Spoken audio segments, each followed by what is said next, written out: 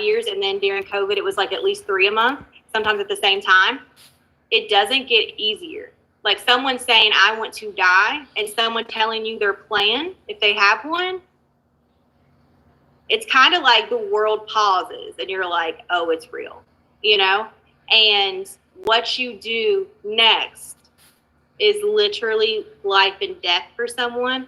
So once again, like if you pay attention to any section, make sure it's this one, because we can do the wrong thing and someone not make it because of that.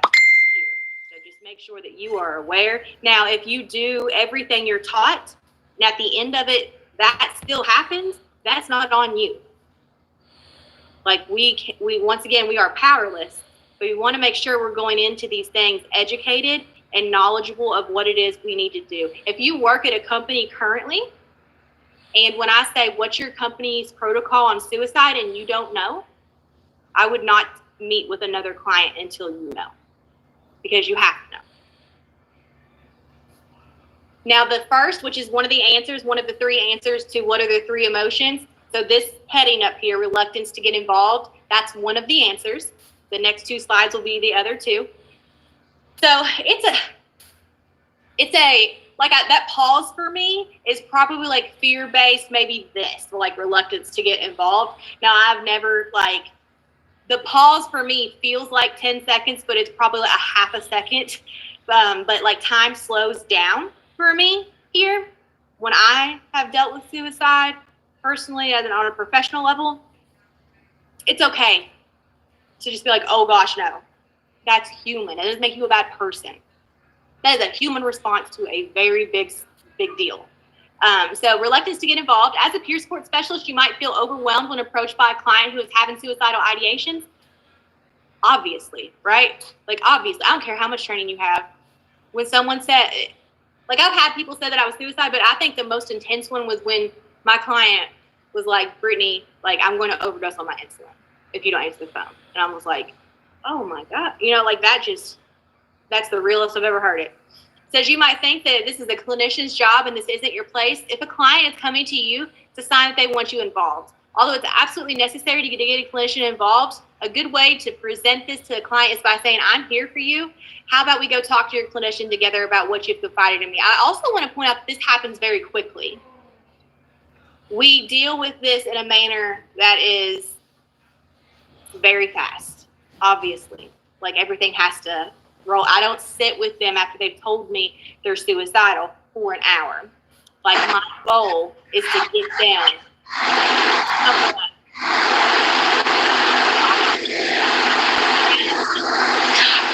Hi. I was just wondering, what happens if it's after hours or you're out of like you're on site somewhere with them? Like you say, you spend most of your time outside of your office. What happens if it's after hours or away from like home base, so to speak, and you can't reach the clinician? Yeah, so our protocol, and once again, know your protocol, because my protocol is not going to be your protocol. My protocol at UK Healthcare Department of Psychiatry, we had the clients sign up, and you'll hear more about this in the story later, but they had to sign a paper that didn't hold us liable. This paper took a year to develop through UK legal, and it made it where, because we said that we were available if we were on call, if we could hear it, but if we did not hear the phone, because a lot of times this happens at 3 a.m. Like if I can't hear the phone or I didn't hear it go off, like I am not liable for that. You know, so there was a lot of paperwork that went into even being able to contact me and via text or phone because of these situations specifically. So we were not held liable legally, but I'd say I had answered every call. I always had my phone on loud. I was always right by the bed. I've always heard it, but we've had others that didn't, and we'll get into that story later. But for me, my protocol at that time was if it was after hours, and I tell you, so I had to immediately ask, because it's a phone, they could be anywhere. I had to immediately ask, think they're suicidal? Like you have to ask that specific question directly, and then you have to ask, do you have a plan? And even if they don't have a plan, that doesn't mean that they're not suicidal, just so you know. And then I had to add, another one is, where are you? U.S.C. list. Everyone knew who to call that's on call when we went home. And if you couldn't get a hold of them, you had to contact Dr. Martin, which was I don't know what they call them, but she was over the whole building. And there was times I didn't get a hold of the clinician and I had to call the supervisor. They texted, so she didn't hear it. And so that happened at 3. And this was a client. Let me describe the client to you. So this was a client, and she was 16. We say it's a 12-week program because we never want the client to get attached to us as a peer supporter and use us as a resource. We never want the client to get attached to us as a peer supporter and use us as a resource. It's unhealthy to have a peer supporter be in contact, at least in an outpatient program, for over 2 years with that client. Like, that's not really what we're designed to do. And she had been in the program for 2 years, and we are very strict on that 12-week thing, but she definitely needed the help. She did not have any other support. She wouldn't have graduated had it not been for peer support. Her mom didn't care. She didn't have like anybody good in her life. So we had worked with her for a while, so we got to know her. I started working with her. She did transfer peer supporters because of that 12-week rule. So she was everyone's client at one point. She started with me, and I would say twice a month, she would find the person of her life. Now she's 16. Find the guy of her life that she's going to marry and have babies with, and they're so in love. This happened twice a month. And every time they would break up, she would say, I just want to die. And even though we know this client like that, and anytime she said, I just want to die, I have to follow the suicide protocol. Like, are you suicidal? Do you have a plan? And you would think that after me doing this at least 12 times, like, she would stop saying that statement when she didn't mean that she wanted to die, but she didn't. And like, she'd never attempted suicide in 2 years. Now, this peer supporter was asleep. She didn't hear her phone go off at 3 a.m. She woke up at 6 a.m. and seen the text message, called me. And she didn't know what to do, which she should have called where she called me. She tried to call the client's mother, which is what we're supposed to do for you. She didn't answer. And then she called me, which is not what she's supposed to do. But I mean, this was her first time ever dealing with it. We're not perfect. So she called me on what to do because of the client's history, which is wrong to ever do. But so she called me and told me the situation. So I immediately contacted the person that was on call who didn't answer, and then I had to contact Dr. Martin. Dr. Martin then tried to contact the client, tried to contact the client's mother, couldn't get a hold of any of them, probably because it was 6 a.m. And then it had to call EMS. EMS went to her house, and the mom answered the door. They immediately was like, "Where's your daughter?" And we had a suicide call. And so the mom's really scared and upset, and they go to find the client sleeping in her bed. This was handled in the proper way that it should have. Now, had it went a different way because of that paperwork, we wouldn't be legally responsible for anything. But, you just want to be there as much as you're allowed to be there. And the client never spoke incorrectly after that. Now, after this, she did have a suicide attempt, and she was able to get help. And prior to this, before we had her as a client, she attempted suicide 2 times. If you have a client that seems like that client that, and this is so insensitive to say, but like cries wolf, like if it's suicide, it doesn't matter. Like, you have to treat that like it's real every single time, because the one time that you think it's not, it will. And like, we just don't judge like that. We treat it every single time without exception like it is a real situation, because it could be a real situation. I see a hand up there. Yes, could you please explain like the protocol on that, on each and every single time? Do we as peer support, do you have that call, or do you have to follow those procedures every single time if they have a suicidal thought, or you just hear they have a suicidal thought? Every single, yeah. Go ahead. Every single time that they say anything that is like suicidal thought, suicidal ideation, or anything like that, I have to ask specific things directly. And that's just, in general, I believe across the board, that's the policy for my company, but definitely check with your company because it could be different. But at my facility, we had to always ask, like, and you know, people will say this, and this sounds, but people do. Like, I've said it before I was educated in the mental health field. It's not, you shouldn't say that. Like, oh, kill me now, just shoot me. You know, I say that a lot. If you have a client that says that, you have to ask them suicide questions.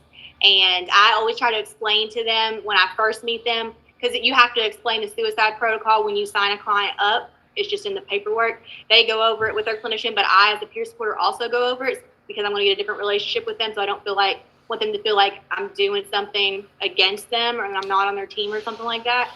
So, I always explain the suicide protocol so they're not like caught off guard. I'm like, why are you asking me that, Brittany? You know, because here's the thing, like, yeah, it could mean them like just because that's how a lot of people speak, like dramatic, you know, and they don't really mean just shoot me, you know, they don't really mean that. But sometimes we had a text message from a client. He wasn't my client.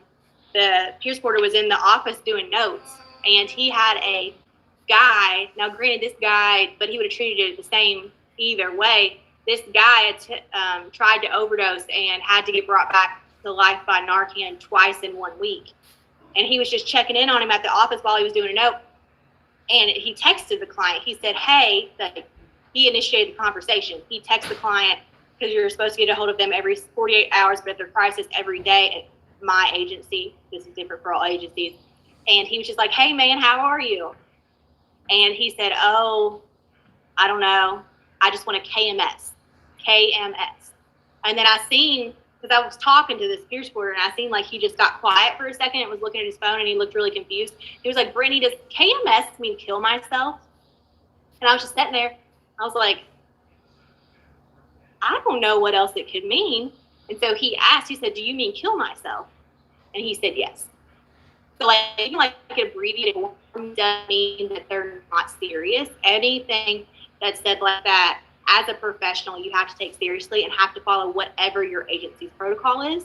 And if they did mean it in a, like, they're not suicidal, like they misspoke kind of way, typically most clients break the habit, at least when they're talking to you, but sometimes they don't. And and at the end of it, when I have a client that misspoke, and I'm like, you know, like, I'm sorry, I'm probably annoy you, but I have to do that. Like, it's for your safety. I care about you. I see another hand up there. Is it? Yeah. Do you? Oh, my bad. Oh, go ahead, man. I was saying, do you report it to every single time something like that happens? Do you report it to the proper authorities, or what? I mean, how do you handle that part? Yeah, I understand. For me at UK, and granted, like I said, find your company's policy. Don't take on one client until you know that answer. So for me at UK, I 100% always, after someone has confirmed that they indeed are suicidal, even if they said that they did not have a plan or a time frame, that I had to contact their therapist or the therapist that was on call. And then if they didn't answer or they weren't there, sometimes it happens in the office, then I have to go to the top dog at the facility. And if for whatever reason they didn't, then I would have to contact EMS. Another question? Yeah, I was in a sober living house in Lexington for like 7 months. And I don't know how they're still open, but like it was one where you had like groups every day and there was employees there. And this guy, man, like he used to say he'd kill himself like so much, like it was a joke. But one day, this is almost exactly a year ago, he was just acting. I was working all the time, going to meetings, so I wasn't there a lot at the end, but everybody said that he was just acting funny, and he said he's going to kill himself 3 times that day. So they sent over an extra employee to watch him, and I got home from the meeting at the Alano Club at like 9 o'clock, and I walked in. I said, "Has anybody checked on him?" And they're like, "No, we need to go check on him." So I go to check on him. I had to bust on his door. He'd hung himself with a pair of jeans, and he was already dead, like dead. And yeah, it was pretty messed up because like nothing happened about it, and like they just kind of acted like, oh well, he was gonna do it anyways. There's nothing we could do about it, and just kind of messed me up ever since then.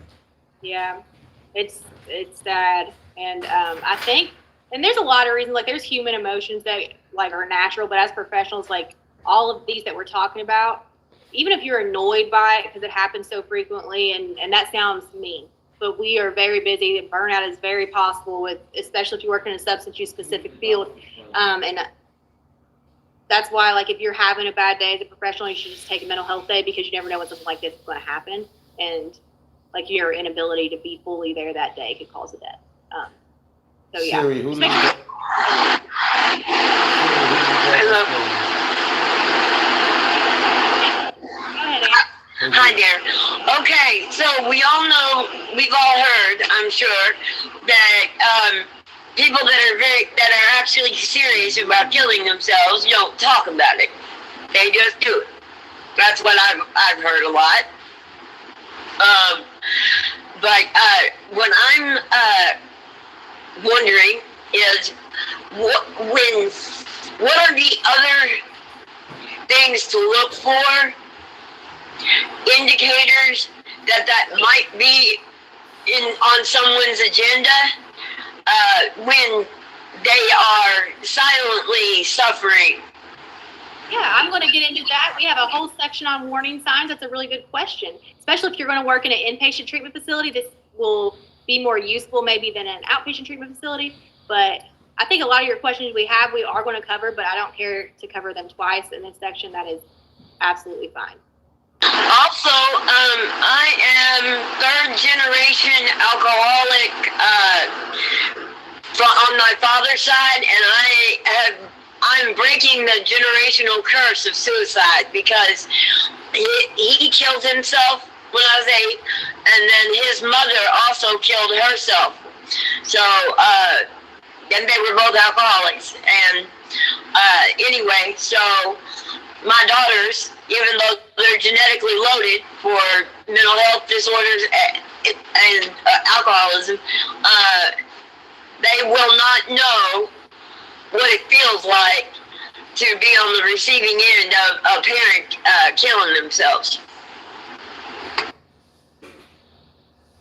Now, number 2, so the second emotion, the number 2 answer for that question on the what are the emotions is fear and denial.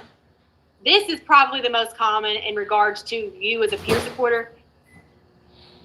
I mean, it doesn't matter how many times I deal with it. My heart skips a little faster in the moment.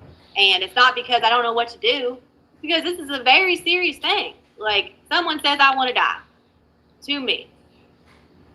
Game time. You know, like, here we go. Let's go. And it doesn't matter what's going on in your life. Like, this is what we're doing. So fear and denial a lot of the times, and this isn't just as a professional, they're also talking about like you as a person, like in life. Fear and denial is a common emotion. So the phrase, I just want to die, unfortunately can be used frequently for feeling overwhelmed. We've already talked about that. Denial can lead us to be easily convinced our client could be using the phrase unjustifiably. We never want to brush off a client making such a statement because they might be one of your more dramatic clients. It sounds really harsh for me to say that. Work in the field for a little bit, you'll understand what I'm talking about. Fear can also be a motivator for not taking evidence of suicidal ideation seriously. Knowing and following protocols is a simple deterrent from fear and denial. Remember, the situation is serious and should follow your agency's suicide protocol. That's what takes away fear for me. And maybe it's my PTSD and my ability to be dissociative, but when someone says that sentence, my brain goes to protocol. Because, like, if my brain doesn't go to protocol and goes to human emotions, I will mess up. I'm in class. I have a mental checklist of, okay, Brittany, you do this first, you do this second, you do this third, and we're going to end here. And I know that I have all of these things that I have to hit, and I make sure that I hit them. I think we have a question up there. Is there a question? Yes. My question is kind of what she touched on. As somebody that's attempted suicide before when I was a teenager, why do you think people reach out for help often instead of just attempting it? What do you think that barrier is between people that are just consistently reaching out for help instead of just pulling the trigger, so to speak? I think that someone that is like, I have had the most intelligent conversations, because here's the thing, like a depression diagnosis, a major depression diagnosis, your brain is chemically balanced in a way where this is a side effect. Just like with substance use, you have side effects because you have a substance use diagnosis. Anxiety, you have side effects because it's anxiety diagnosis. Especially adults, when you are educated that this is my diagnosis, and as a result of this diagnosis, like this is the side effects of that, or when you're given a medication and they're like, this is your medication, there are side effects of this for this medication, like the conversation that I had. It's not that someone isn't being honest that they want to commit suicide. Like, there's this really good, I wish we had this video in here, but it talks about how someone that is depressed, they compare it to being in a burning building. And it's a burning building that no one can see. For the outside world, jumping out the window to get out of this burning building would be insane because they can't see the fire. But someone that's in there with the fire, they don't want to burn to death. So it's like, am I going to live every day burning to death, or am I going to get free of it? So at the end of the day, they just want to know how to put out the fire. And sometimes there's this overwhelming where like, I've tried all of these methods and like, I can't do it. The fire just keeps getting bigger. And then eventually it will lead maybe to a suicide. But someone that's suicidal, that doesn't mean that they just want to die because they're done with life, because with pain. And like, they just want free from the pain. And there's a lot of ways to get free from pain. You know what I mean? And so like, for me, for example, now, when I got diagnosed with PTSD, they said, I thought, I went in there thinking that I was depressed. Like, I didn't think I had PTSD. And they told me, Brittany, there's no way that you could be more depressed than you are right now unless you told me you were suicidal. Like, I can't describe that type of like feeling that people experience that is beyond your control. Like, no coping skill at that time for me, like no step work was going to take that away. And it didn't. And it made me feel crazy. And then eventually it was like, okay, like, you know, so it's different for everyone. But I think like ultimately what to take from that is just because someone talks about it a lot and never does it, doesn't mean that they're not serious. And just because someone does it, doesn't mean they didn't want help. So.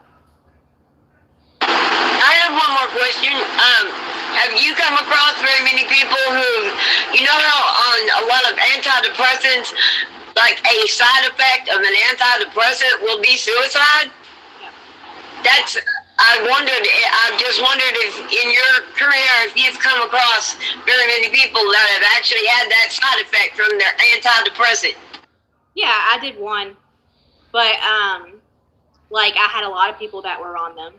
Like, I think that label is there because everyone's brain works differently, and like that company doesn't want to. But I think to say that all antidepressants is going to cause suicide is a bogus statement, because I see a lot of my clients get better with that. But I also know that everyone's brain is different and processes medications differently.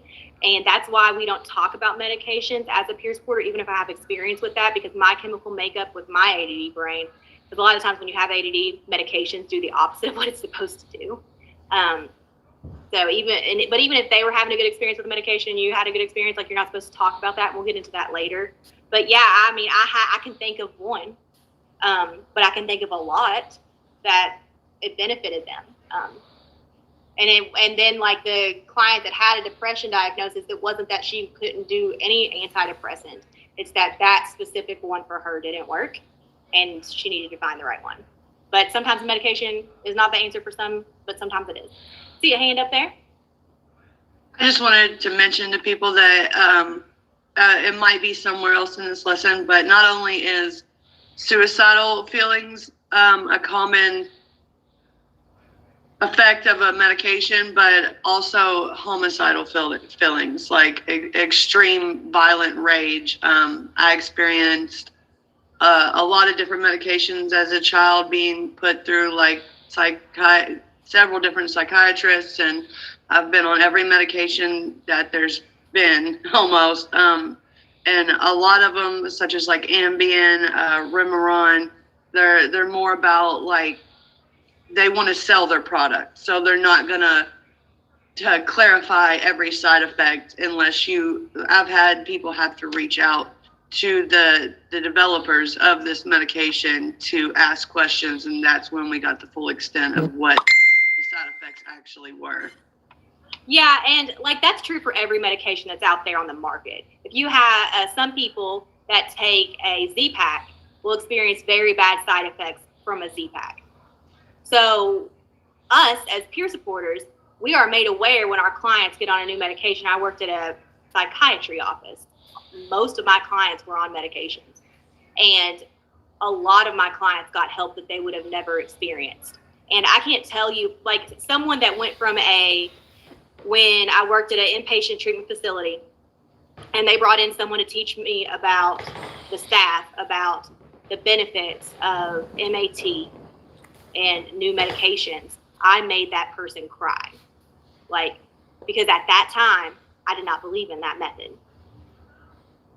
Being diagnosed with PTSD, and because I went to a substance-specific treatment facility, I didn't get diagnosed properly until I was 30, like 2 years ago.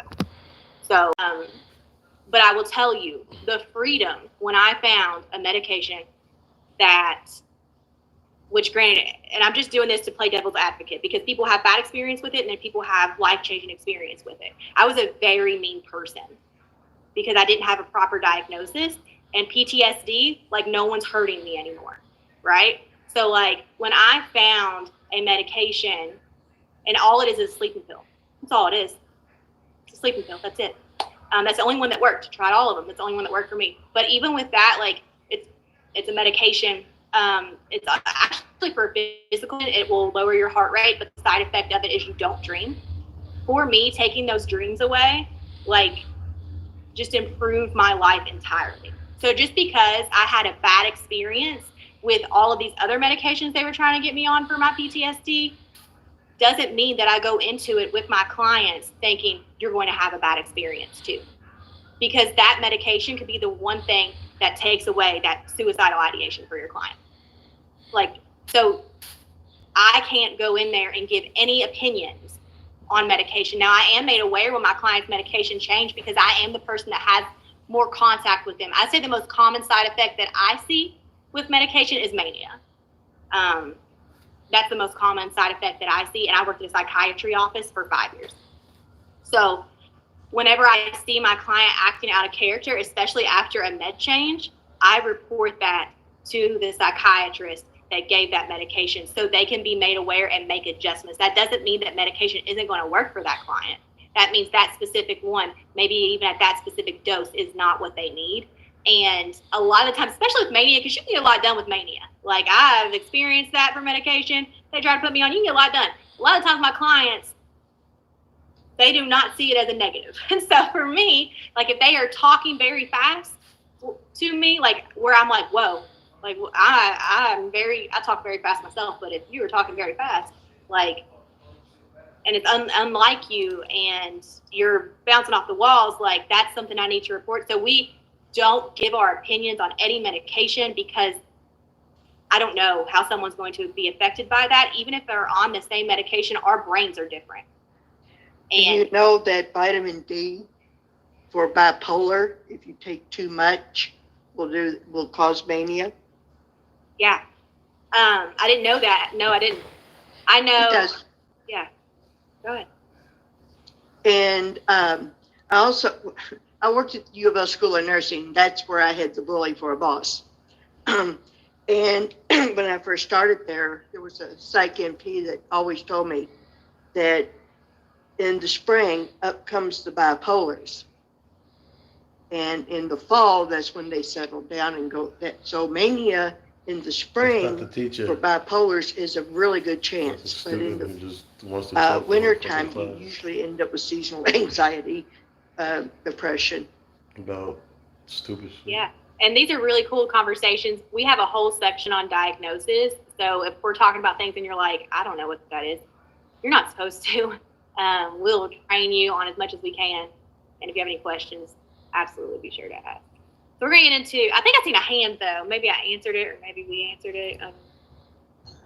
No, I was just gonna say, note taking and knowing your client is extremely important. I did put my hand down because I did hear you say taking notes on specific changes and behaviors of your client can be presented to the psychiatrist, which can then further lower or higher medication based upon the milligrams, or even they need to be withdrawn from it totally. So, but you had covered it, so I put my hand down.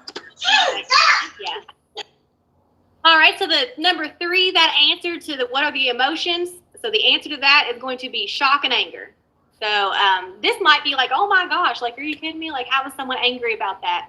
And I think a lot of egos get in the way here. Now, shock is a natural one. I think everyone can understand, like, if you have a client, and a lot of the times my clients that are suicidal, like, sometimes they come with warning signs that you can pick up on that we're going to go over. Sometimes it comes out of left field and you're like, whoa, like, what did I miss? You know what I mean? And then you're like questioning yourself, and like, shock is a natural thing. Well, and like, shock's a natural thing because I think my clients are awesome. And you tell me that you don't want to live anymore. Like, you are so amazing, you know, like, and so that can be a natural human emotion. So let's say, and this is to give you like a scenario to kind of get you in the mind frame if you are having trouble with why would someone be shocked or why would someone be angry. So let's say your client's been doing extraordinarily well. She's been achieving and surpassing their goals that they've set and has been excited about life. Let's say you just met with them an hour ago and everything was great. The clinicians have been singing you praises on how good you've been for the client, and they claim they would have never established such a relationship without you. Suddenly the client calls you. Remember, you just had a conversation with them an hour ago. So let's say you just had a conversation with them an hour ago, but the client calls you saying that she might need to go to the hospital to be admitted due to some suicidal ideation. She asks if you could notify her clinician to come and be with her. Never take anything personally. The client may simply feel her current situation requires a professional. This is not a reflection of your work or your relationship. What's most important is the client did reach out. This, I think, happens to a lot of, I was project director for a long time, and I had clients, but I had peer supporters that had clients. And they would talk to me after something like this would happen, especially which it didn't happen frequently, but it does happen, especially if you had, and this is something you might not think, but the more rapport I have with my clients as an adult, I feel like the less they tell me about this stuff, because they think that would be a disappointment to me. That you have grown this relationship, and that if they go backwards, or what they see is going backwards, that they would disappoint you. And that's a lot of the reason why sometimes they don't want you there, or sometimes they just feel like a professional needs to be there and they need a doctor because maybe they view this as a medical thing. Okay. Is that something that is an issue? A problem or an issue sometimes is that your clients are seeking your approval and becoming maybe in some ways codependent on your approval of them? Yeah, this typically happens before discharge. So when you notice that your client is doing great and it's kind of crazy. Like, the relationship very quickly as a peer supporter will change from someone that you have no relationship with to someone that you're killing it with goals, and they are surpassing and they are just achieving some stuff. And not all the time, but a lot of the times this happens like this. And then it comes to like, they feel like, not that it is kind of a bad thing because you have to have boundaries, but like, they feel like an equal. They feel like you are just a friend, so to say. And now when that happens, we probably want to talk about discharge, because they are in a good spot and we don't want to confuse or blur those lines, especially if they're doing good. Or sometimes like the client that we had who did qualify for services for 2 years, maybe it's a change in peer supporter, something like that. You always want to keep those. If you feel like your client is hiding stuff from you and you're not able to help them, you need to get them to someone that helps them, or maybe they're just in a place where they're okay. So I was just thinking that, like, at some point, like, I know in my own journey, at some point I had to become my own cheerleader. yeah. you know, and I just was wondering, are we going to cover that, how to transition, or how to, I don't even know if there's an answer to that, like how to foster, like, do you know your job's, when do you know your job's done and they're able to be their own cheerleader? Yeah, it's different for each agency, and even if like the same agency, it's different for the client. Like our agency had a 12-week number, and 12-week was the magic number. Now, if the client looked like they needed more help, we would do more, and if they looked like they were good, we would do less. But discharging is talked about like within the first 2 weeks. Like in the initial talk, I talk about how this is typically a 12-week program, just so it doesn't catch them off guard. If you don't go ahead and tell them that there is an end date to this, they're going to take it personally towards the end, and those lines will be blurred. But yeah, your agency will take care of that, because it's different for each agency. Some agencies, they're with them for a really long time, and some clients need it for a really long time. So it just depends on where you work. Just ask, they'll tell you that, because you'll know your agency's protocol. Now we're getting into warning signs. If you're working in an inpatient, if you're working in a halfway house, if you're working in like a 30-day program, this is probably what you're going to rely more on than any of the other stuff that we talked about. In our first training that we ever done, and granted I understand that the person was just being difficult because she didn't like us personally. So she was just trying to be extra. But like after the first day, which in that day we got through this whole section, so we covered suicide. And this individual worked in an inpatient 30-day treatment facility. She came up to me and Eric, and she goes, so when are you going to go over stuff that we are actually used? And I was like, I'm just thinking, like, were you present for the suicide stuff? And I was like, well, I'm confused. Like, what do you do at your job?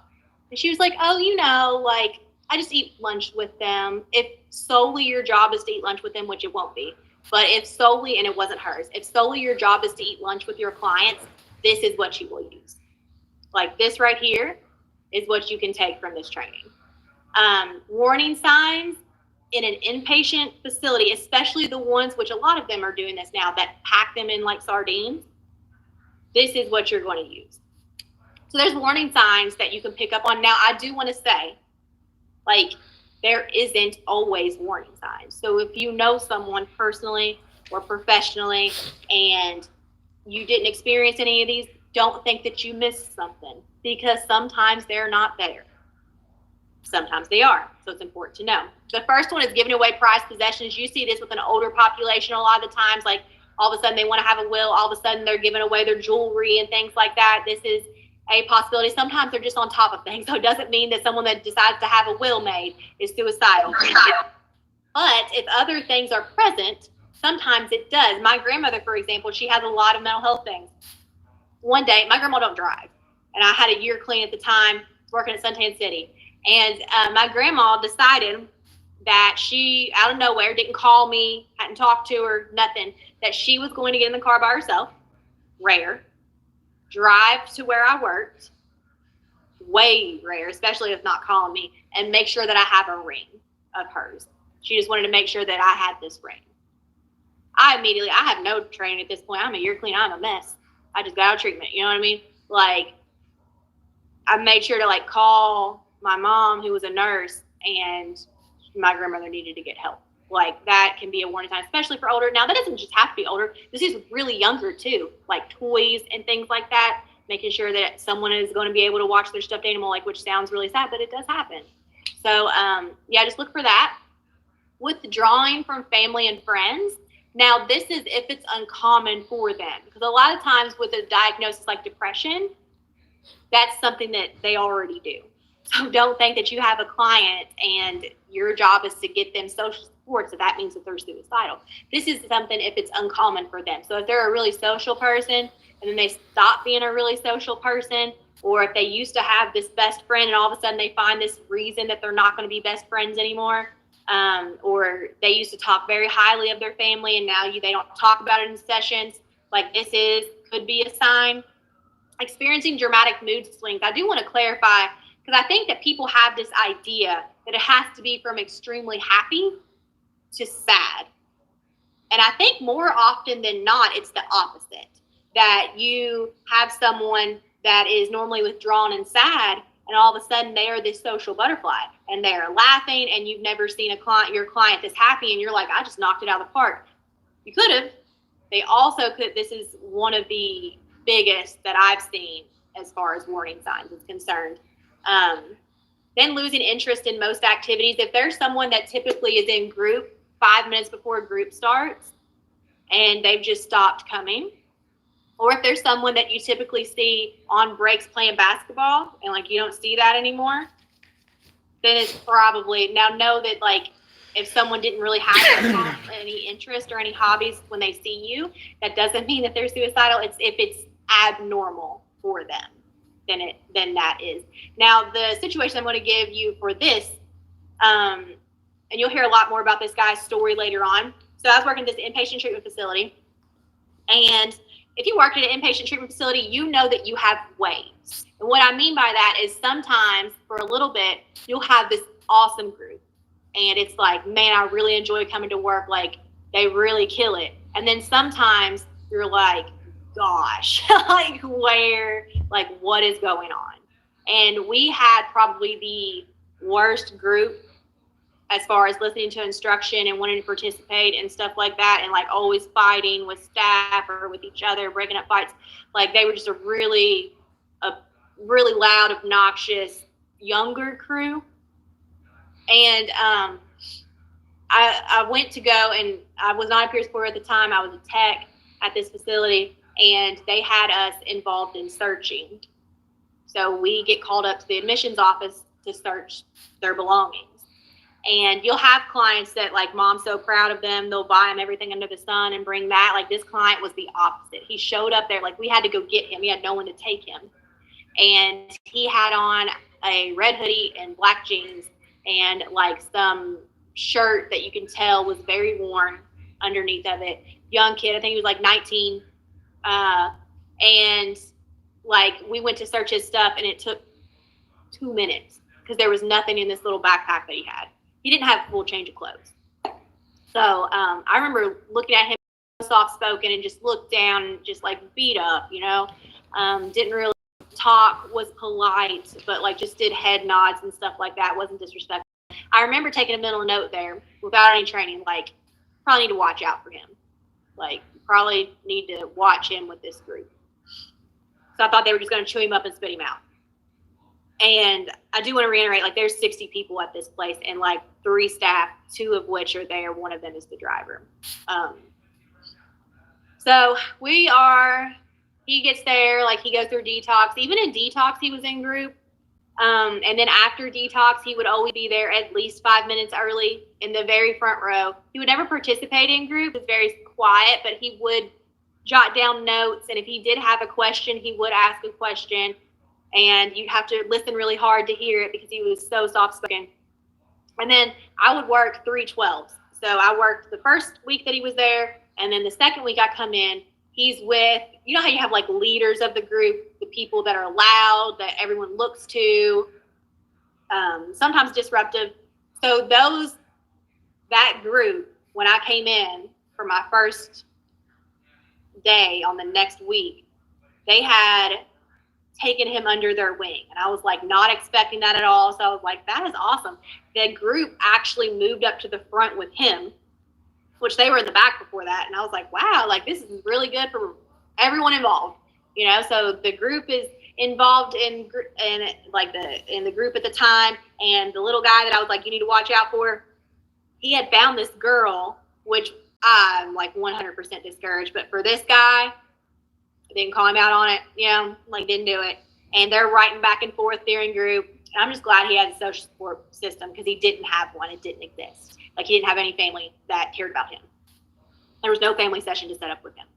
So this goes on. And then on my last day, so this is the 3rd day, on my last day at work, you could tell that there was something of, you know how you just have that feeling like something's about to happen. So I'm in front, group is about to start. If you've done group, you know there's this moment where there's this silence because everyone knows group's about to start. So there was this silence that happened, and you could tell, like, I don't know, it just felt off.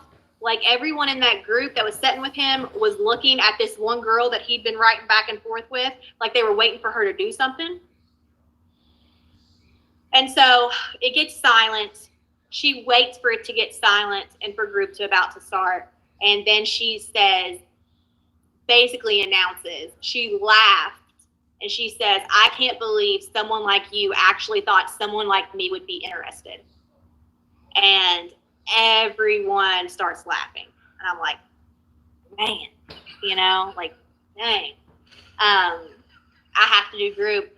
So I'm texting the other peer supporter like, hey, can you check on him? But he stays. I thought he was going to leave. He stayed. He had his head down the whole time. He didn't ask any questions. He didn't do anything. No emotion, just looked down. And when the group was over, he was one of the first ones to leave. The next group was a peer-driven group. They had to change chores. And then the next group after that was my group. So there was a dinner in between there. I noticed he wasn't there for dinner. So I was like, okay, we need to see where this guy is. Can you see where this guy is? Remember, there's 60 people, and there's 2 of us. So we're trying to look for him. It's group time. I got to go start group. They still haven't found him. He's not present at group, which is way unlike him. So I'm texting like, hey, he needs to be found. Like, normally they're just in their room. I was thinking he AMA'd. Like, that's really what I was thinking. I honestly, at that point, I would like to say that I was thinking I caught on that there was these warning signs, but really I just thought he left. Like, I just thought he started walking, which happened a lot.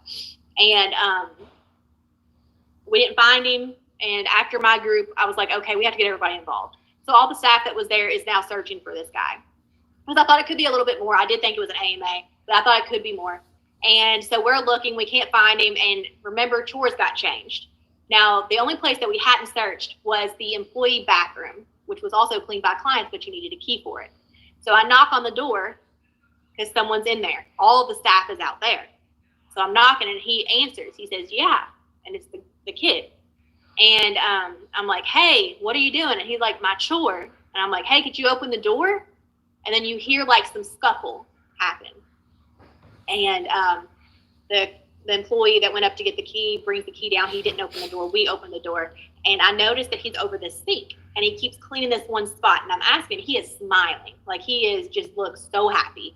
And I was like, hey, man, like, where were you? Like, are you okay? And he's like, yeah. And he's like just smiling and kind of speaking. I mean, he is speaking like it's beyond happy. It's like off. It's like you can tell that is, it's not normal. It's not normal for him to be talking the way that he's talking. Even someone that's happy doesn't talk like that. So he won't turn around and he keeps cleaning this spot. So I just grab him like right here and go to turn him around. And he immediately like rolls up his sleeves and just throws them up in the air.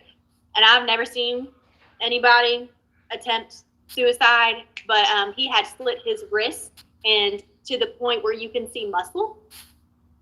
We had to get EMS involved, and luckily they were able to get to him when they did. Had it not been for being knowledgeable in that moment, like that's kind of off and like checking on the client, he would have died, like no question. Like he had cut in a manner that he would not be here anymore. So it's really important to know warning signs. Even if you're in an inpatient, I would say that I dealt with suicide way more in an outpatient unit. I have no idea how long I worked at this treatment facility. I want to say it was 5 years. It was probably like 3, but it felt like 5 years. Just really terrible experience. But I only dealt with a situation like that one time in an inpatient facility. Now, in an outpatient facility, I deal with it a lot more. But just to say that I work in an inpatient, we have all of these clinicians and all these nurses. That doesn't mean that you won't be the catalyst to find this, because most inpatient treatment facilities are really busy. And once again, peer support is going to be the most involved. So we're going to get into some stats. Now, there are some questions that are going to be on the test. I'm going to point those out to you when we get there. They made us put stats in here. Some of these were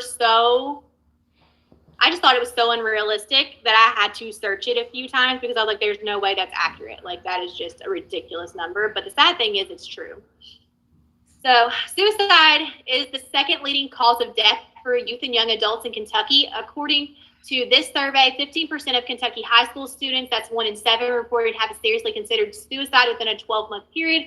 In addition, 17.4% of Kentucky middle school students, that's 1 in 5, reported they seriously considered killing themselves at one point. And it talks about, however, this is preventable. Older adults, I found the stats to be really sad. So suicide is an important problem among older adults. Suicide rates particularly high among older men, with men ages 85 and older having the highest rate of any group in the country. Suicide attempts by older adults are much more likely than younger persons because they plan more carefully and use more deadly methods. Older adults are less likely to be discovered and rescued, and their frailty, they're less likely to recover. We're talking about racial and ethnic groups. Suicide risk varies among different racial and ethnic groups in the United States. Suicide death rates are much higher among whites and American Indian, Alaskan Natives than other populations, but it also says you have to also pay attention to subgroups within those groups. When we talk about LGBTQ, so like other minority groups, people who are LGBTQ may experience prejudice and discrimination. Research indicates that mental health problems, misuse of alcohol and other drugs, suicidal thoughts and behaviors are more common in this group than in the general population, with specifically trans group. Like if you look that up, it is a ridiculous stat behind that. This is the one where I had to like search it like 3 different times because I was like, there's no way that that's correct. So when we're talking about military service members, suicide is an important problem affecting military service members and veterans. The military service include all of these components. So when they talk about that, this is what they're referring to. Air Force, Army, Marine Corps, and Navy, and a reserve component. Estimates from the U.S. Department of Defense suggest that although suicide rates vary across these groups, they remain higher than they were in 2003. And among veterans, the suicide rate appears to, this is where it's ridiculous. Okay. So this is saying that it's stabilized, like it's gotten better. It's gotten better. So this rate remains unacceptably high. Recent estimates suggest that 22 veterans die each day, and that's after it got better. 22 veterans will die every single day by suicide. To address this problem, the U.S. Department of Defense and the U.S. Department of Veterans Affairs have put into place comprehensive suicide prevention programs. The VA is very cutting edge. When I started working at UK and they were like, develop this peer support program, go find something in UK that's doing it. The only person 6 years now, 5-6 years ago, that had peer support in Kentucky was the VA. And not only did they have it, they had published literature at this point. So they're on top of it. Men are much more likely than women to die by suicide. I think someone asked that. But yeah, men are more likely than women. And this is also a true-false question. It's going to ask you if men are more likely to die by suicide. Yes, they are.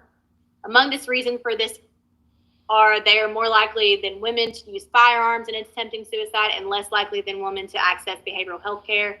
They're also subject to a variety of cultural expectations that can contribute to this risk. So the true-false question, yes, men are more likely than women.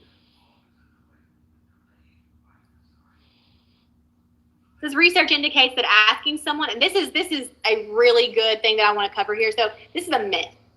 Asking someone if they're suicidal does not make them more likely to attempt suicide. If they are talking about it, it's not because they're not serious. Like we've already discussed. Like they want help, and you talking about it. Because I know when I first started as a peer supporter, I was like, I thought that if I had a client that I thought had warning signs and was suicidal, I'm not going to bring it up because I don't want to put it in their head. That's inaccurate. That's not the way to think. Like, that's not true. Conversation can be still intimidating for people worried about offending or embarrassing a loved one. How do you broach subject? Like if you have cause for concern. I mean, I guess it would vary from client to client, but I mean, you're not thinking about killing yourself, are you? You're not thinking about harming yourself, are you? I mean, I don't know how. Do you just feel that out? I mean, is there like a script you can go by, or is that an agency thing also? it is an agency thing, but there's absolutely a script. Now, in every agency script, these things that we're about to go over is going to be in that script because legally that's what you have to do. And it's something that I would like to say that I'm comfortable now after how many times I've done it. I don't know that it ever gets comfortable asking someone. She's asking the question is right there. But it has to appear that it's Fucking comfortable crazy. asking them if they're suicidal. So how to ask? Sometimes when people go through, all right, I don't ask like this. This is what the state is giving you guys. So I will read what the state wants me to say, and then I will tell you how I do it. So this is what they say they do, and maybe your agency will have you do that. So how to ask about possible suicidal ideations. Sometimes when people are going through a breakup, they may have thoughts of ending their life. I want to check in. Have you had any of these thoughts? Now, obviously, you don't do this with someone that doesn't give you any reason to ask that. You're not doing this with every client that experiences a breakup. If you have a client that you have seen warning signs in that has just went through a breakup, this is an easier way to start that conversation. With all of the sadness about the breakup, I just want to check in about your safety. Have you had any thoughts about death or dying? Once again, I don't use that. This is what I do. So 3 questions to ask someone you suspect may be experiencing suicidal ideations. I don't even do this first one because I think it kind of gives a platform. You know how that movie 13 Reasons Why? The reason why she found 13 reasons is because she was looking for them. If you were looking for 13 reasons to not, you would also find that. So I don't do number 1. How are you feeling right now? I don't do that. I just go straight to 2. And once again, I'm not doing this with any client that comes through my door. I don't do this with any client that comes through my door. I'm doing this with clients that have maybe not even every client has to have the depression diagnosis, but they absolutely have to have something that has triggered me to think man, you might want to ask, the warning signs, for example, or now it can be in the client, and you will be made aware if they have attempted in the past. Depression diagnosis is good, but they're not the sole diagnosis that has suicidal thoughts. Know that. So are you having thoughts about hurting yourself or killing yourself? And do you have a plan? Now, what you directly have to ask legally is you have to directly ask the question, are you suicidal? You can't ask it. You can't do the whole, you're not thinking about, you can't say that. That shows that you're uncomfortable. So even if they were having thoughts like that, they're not going to tell you because clearly you really don't care, or you're really not comfortable talking about it, even if you do care.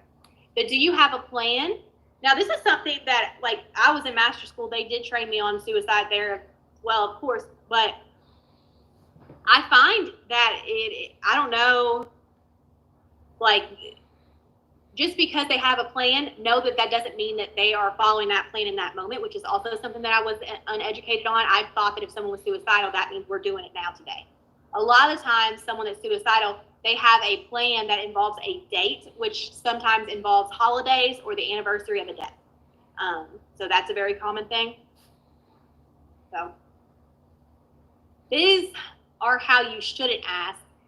I'm going to read it. You tell me why I shouldn't ask that way. I think we have a hand first. You got a hand up here. I'm just wondering, as peer support, do we have access to their medical records and history and stuff like that to be able to see, if they've been in that situation before? Absolutely. Absolutely. You have access to the EMR. You are a part of their treatment team. You have access to everything the therapist has access to. Now, if you have a client that's referred to you, at least where I've worked, and they have attempted suicide, it's on the referral. And it should be on the referral, just to let you know. All right, so why should I not ask like this? So if someone comes and I think they're suicidal, why shouldn't I say this? You're not thinking of suicide, right? You have just told them you want the answer to be no. Okay. Yeah, it's kind of like coaching for an answer. Kind of like I'm coaching in that. I'm giving them the answer as I'm asking the question. The next one. Are you seriously thinking of suicide right now? Why is that wrong?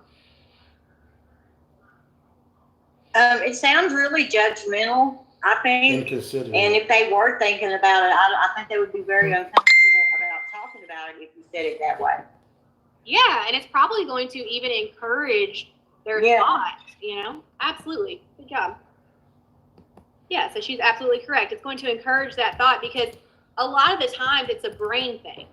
And all of the time it's a brain thing. So if I have been trying to get help and I've been trying these medications and I've been trying these therapy modalities and it just feels like my brain won't go in the way that they're telling me it should go, and then my peer supporter who I trust asks me something like this, it's like I'm not validated. Like I feel like it's wrong for me to think that way. Now what's wrong with this one? You wouldn't do anything crazy, would you?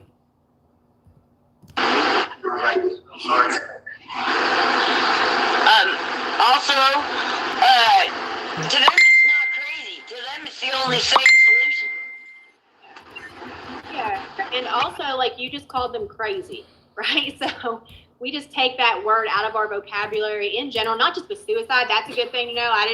I should have known. Like, I look back at things that I had gotten in trouble for, and I'm like, duh, Brittany, like, what were you thinking? For example, we were decorating the office, the peer support office, and there was this Alice in Wonderland thing that we had going on. The Mad Hatter, we hung it up there in the office, like, this is a good thing to hang in the peer support office.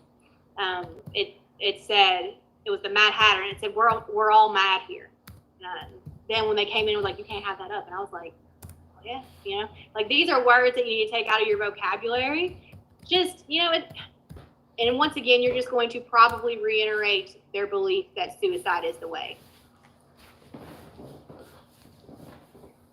When it comes, we went over a lot of these, so I'm just going to go through these. The do's of suicide: you need to be aware and learn the warning signs, get involved, become available, show interest and support. If your client comes in at 2 till 5 and you get out at 5, it doesn't matter what time you get off that day. It doesn't matter.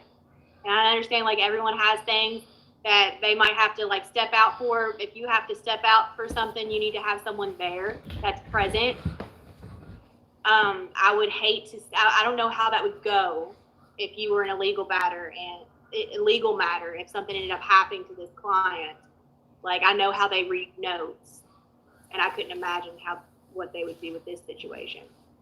But also know that, once again, like with anxiety and depression, it's not that they waited to the last minute, or what you would view as the last minute, to tell you. It's that, like, that's kind of what their diagnosis does. Like, the fact that they're talking about it is a big deal. I remember when I was little, so I have complex PTSD, so there's multiple traumas that have happened to me. My first memory in life was being abused. And I let this happen to me until one day I was like, you know what? I've had enough of it. I was in high school, and I went to school that day with the intention, now school starts at like 7-something, like with the intention on going to the guidance counselor and telling. And I remember, like, the whole day, that's all I thought of. It was 5 till 3. And I was finally like, okay, I'm going to go to the counselor. And so I go in there and I sit down. And remember, my first memory was abuse. So, I mean, I have so little, and it had been happening for so long. And now is finally my moment. This happens a lot of the times with your clients. Like, this has been something that they've been thinking for so long, even with suicide, not just abuse. They've been feeling this way. And for me, it was finally like I was going to have a voice, and I was going to feel free, regardless of what happened. And I sat down, and I had, like, these marks on my face, and I had my hair down, and I remember pushing my hair back, and I told her, I was like, I've been abused for a really long time. And she literally looked at the clock. Like, she looked at the clock. And I remember just being like, what? Never mind. Like, just never mind. And it was like I was a bother to her. This could have changed, like, this moment could have changed the way my life went after this. And because of someone not being present in that moment, it didn't. And just because they come to you doesn't mean that they just now had this thought. And they just now wanted to tell someone. They were probably, like, debating this for a really long time. And I just want to make sure that I'm present for my client. And once again, if you came in that day not present, or you knew like you're not going to be able to be there fully, you should take a mental health day. You need to ask if they're thinking about suicide directly. Don't say her. Don't even be like, you know, like you have to say the word suicide. Have to say it. Be direct. Talk openly about. Don't like beat around what we're trying to say. It has to be spoken about directly. This is a lot of things. Like, although I can't tell you that I've ever been comfortable having this conversation with a client, but I do know that like what might make me uncomfortable might be make my client feel the most comfortable they've ever felt in their life. So I have to put my stuff aside, and like my job is to be there for my client. Be willing to listen and allow expression of feelings. Accept the feelings. I'm not saying that you would not allow them to feel on purpose, but I think a human reaction when someone's crying is for you to say, oh my gosh, don't cry. And not in a judgmental way, in a loving, I don't want to see you cry, like you're a really good person kind of way. If someone, like for me, I have complex PTSD. If I cry, I really need to cry. And for you to tell someone not to cry, it's kind of telling them that they shouldn't feel that way, even though absolutely you wouldn't mean it that way, they can take it that way. And it could also be like what they're feeling is wrong. So be non-judgmental. Don't debate whether suicide is right or wrong, or feelings are good or bad. Don't lecture the value of life. Also, like my job is, just like with most of my job here, it's to speak as little as possible. If I have personal experience with this, I want to be sure that I hit, just like with if I have personal experience with their diagnosis, I'm going to share in few words, but so they know that I can relate. But I don't want to give too much so they can find the differences. So there's a balance with that. And then I don't want to just be like, no, like you're an amazing person, you have all this stuff to live for. Like that's not going to help, because once again, it's going to make them feel like you don't understand, or you think they're crazy for feeling that way, or they're not allowed to feel the feelings that they're feeling. It's not helpful. I speak really little here, and everything happens very quickly. Like this needs to be dealt with where they are in front of someone within 15 minutes, or something is happening within 15 minutes at least. It normally happens in less time. So as soon as they start talking about it, I'm going to allow them to feel the emotions that they feel.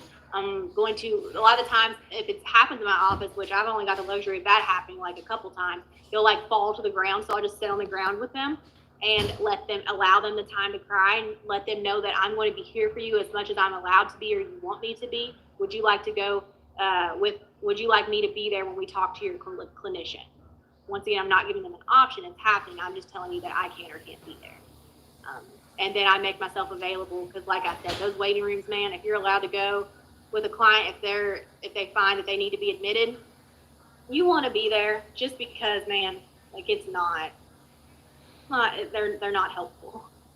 You want to make sure that we don't do these. I don't know why this is here, but obviously it's here because it happened. Don't dare them to do it. Don't ask why. This encourages defensiveness, like we've talked about. Like if you give them a platform for all the reasons why, it's just going to justify in their mind of like why this is that they're doing, or it's going to make them. There could be like, have you not been listening to me the entire peer support relationship? Like, why would you ask a stupid question like that? Offer empathy, not sympathy. Don't act shocked. Even like, look, I am shocked every time someone tells me that, but I can't act like I am. And if I have a problem with facial expressions, I've gotten better, probably because of Botox. But, you know, like if I know that my face just made a like surprised look, I'm going to be like, look, like I don't mean to be shocked. I just like, I didn't mean anything by that. I just really care about you. And then move on. You have to own it. Like, don't try to hide it. It's going to make it, you know what I mean? Don't be sworn to secrecy. Like I said, this happens a lot, that whole, I have to tell you something, but you have to promise not to tell anybody. You need to seek support. Offer hope that alternatives are available, and take action. And then when we say seek support, I'm not just talking about for the client. I'm talking about for you.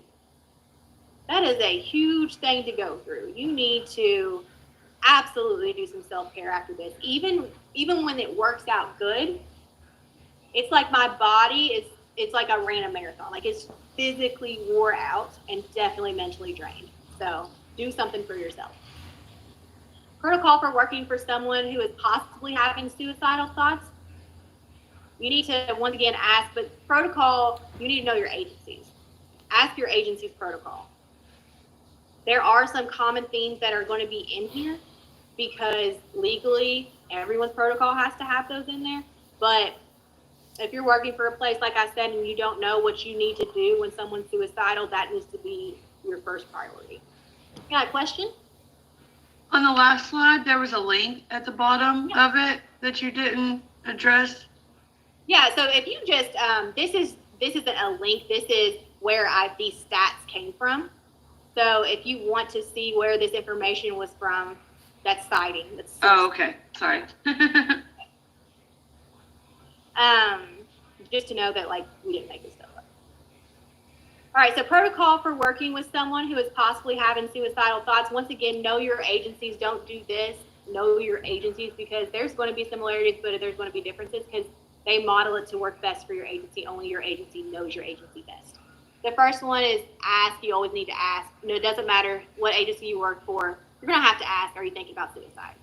This communicates that you're open to speaking about suicide in a non-judgmental and supportive way, and asking in this direct, unbiased manner can open the door for effective dialogue about their emotional pain and can allow everyone involved to see what the next step needs to be taken. Something that's really interesting to me. Like, I thought when someone is suicidal, you're on a hold now. Like, you're going to the hospital. Like, I thought that's what happens. Normally it does. What's sad, what I found with, especially with males, and which is kind of crazy because it said that males, like, are more likely, you know what I mean? Like, but whatever. Sometimes there's not a bed. And that's the truth. Like, sometimes they have a bed for suicide, but they tell you it's for a female. And then you're like, what do I do? So I've watched, because this is not my planning, I've just got to be in the room when the planning was happening. I've watched, like, psychiatrists and clinicians talking to family members about who's taking shifts on watching this person because we don't have enough beds for it. Like, that is, I didn't know was a thing, but it is. You want to keep them safe. That's why I told you guys that one of the things that you want to ask when, especially if they're like, if they call you or they text you, you don't know if they're going to get a response back for a text message, or you don't know if, like, they could just hang up the phone. You need to know where they're at. Like, we can't assume that they're at their house. Like, we can't assume where they are. Like, I need to know where they're at just in case communication gets cut off, because then I have to tell the EMS to go wherever they were. So first of all, it's good for everyone to be on the same page. After the ask step and you've determined suicide is indeed being talked about, it's important to find out a few things to establish immediate safety. This is also, I don't know why I didn't know this, like, it's stupid to think this now, but I really didn't think that someone could be talking to me and already attempted, but they can. So you need to ask if they've already done something to attempt. So have they already done anything to try to kill themselves before talking to you? They could have already taken medications. They could have already done a lot of things that could lead to a suicide. I didn't know that. Does the person experiencing thoughts of suicide know how they would kill themselves? And I do want to reiterate, like, if they say they don't have a plan, that doesn't make it any less immediate. Just doesn't mean that they're not serious. It just means that they don't have a plan at that moment. They could in 2 seconds, like, so don't take them any less seriously. And what's the timing for their plan? Once again, it doesn't have to be right then. It could be anniversary of a death or some holiday, which is very common. Holidays are really hard on people that have a mental health diagnosis a lot of times. You want to make sure that you be there, especially if your agency allows you to be there physically for them to get admitted. We've already talked about that. But this could this could mean being physically present for someone, speaking with them on the phone when you can, or any other ways that shows support for the person at risk. An important aspect of this step is to make sure you follow through with the ways in which you say you'll be able to support the person. Do not commit to anything you're not allowed or willing to accomplish. Now, something that is interesting that I found that happened at one of the most common places that people get sent for this So I was there for the admission process, and the employee knew, the client had voiced they wanted me to be able to be there throughout their stay. And so they put me on one piece of paper, and they didn't put me on another piece of paper that I needed to be on. And a lot of times you have to have a number, like a specific client number, even if you are on both papers. So make sure before you leave there, hey, I want to make sure that everything is done, because they're busy, they're rushing. I just want to make sure that everything is done so I can make sure that I can see my client. Make sure you know what day and time you're allowed to see the client, and you get anything that you need before you leave, because you won't get it after you leave. So just make sure you take the extra steps and ask questions where it is annoying, basically, because that's one thing you don't want to do. You don't want to say that you'll be able to be there and then don't show up. Like, that's one of the worst things. Also, if you're not able to be there, because a lot of times you'll get into double billing. If there is a peer supporter there and you are a peer supporter, you cannot both be that person's peer supporter. So when those situations occur, you absolutely want to communicate that to your client. It's not that I don't want to be here. It's that they have awesome staff that's going to help you while you're here. And as soon as you get out, I will be there. And I'm normally setting aside time for the day that they're going to get out so we can have a session immediately after they're out. And during that time, I get creative. So I will make sure that I message them before they get out. So when they turn on their phone, they get a message from me. I couldn't imagine checking in because I'm suicidal and turn on my phone and no one called or no one texted me. Like, I couldn't imagine how that would feel, you know?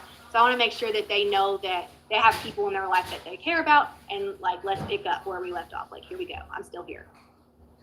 Sometimes you have to get creative with that. I know some places I wasn't able to, like, in the client and phone access wasn't always there. So I was allowed to get on the company website, and it was like in a question form. I had to put in a specific client number and then write whatever it is that I wanted them to see. And I would never even know that it got sent or that they'd seen it. But when they got out, they're like, that really helped me get through. So make sure that you ask any way that you can contact them. And sometimes it's writing.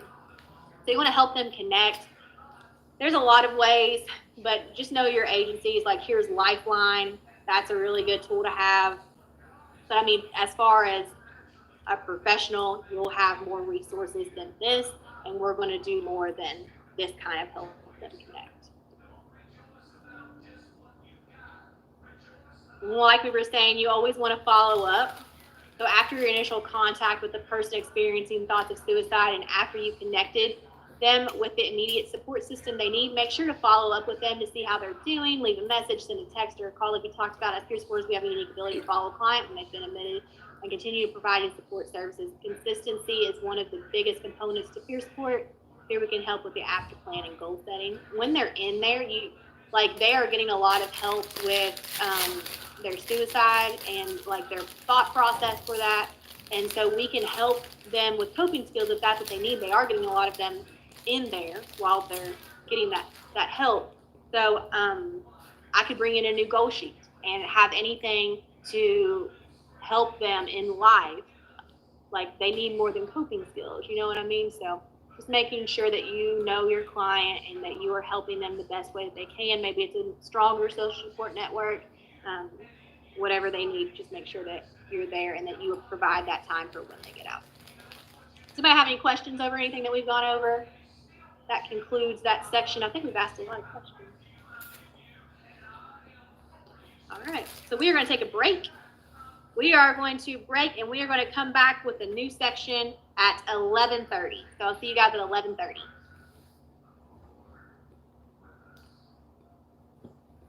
$17 minutes. Little time.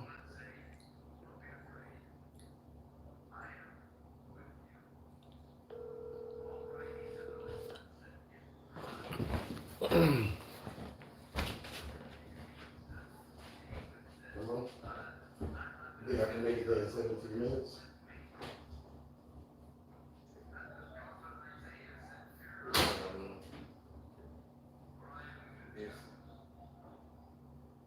Huh? What you say? Let me see something. Nah, I'm doing it on the computer. But we getting a break at 17 minutes right now.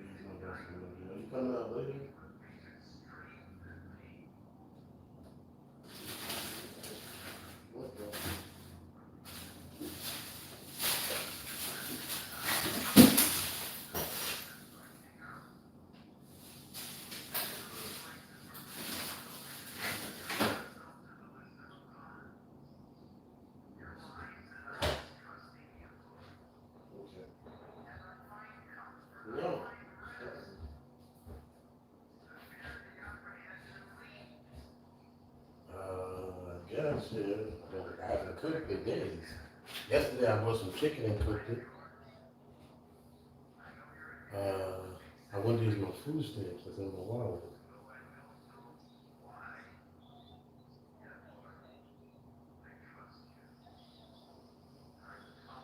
Okay. Which is 15 minutes.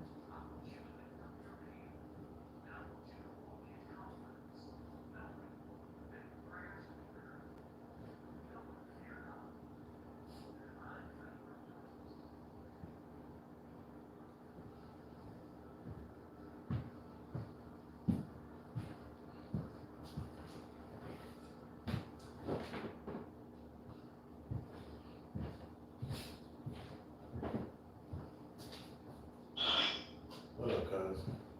Yo, right? Oh, that's not for this life.